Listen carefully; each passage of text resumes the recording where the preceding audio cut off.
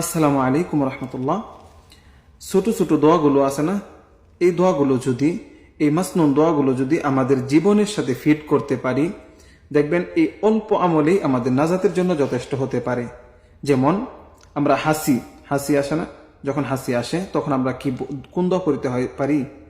যেমন হাঁচছি, তখন সূরা ফাতিহার প্রথম আয়াতটাই আলহামদুলিল্লাহ, পুরো আয়াত না, অতটুকুই আলহামদুলিল্লাহ, অতটুকু বলবো।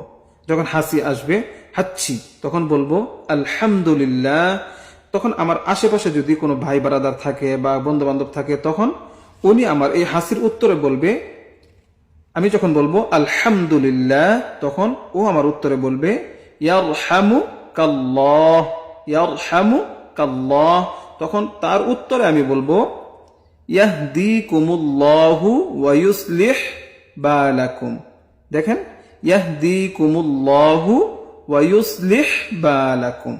ঠিক আছে, এই ছোট ছোট আমলগুলো আমরা আমাদের জীবনের সাথে ফিট করি, ইনশাআল্লাহ ইনশাআল্লাহ এই অল্প আমলই আমাদের নাজাতের জন্য যথেষ্ট হতে পারে।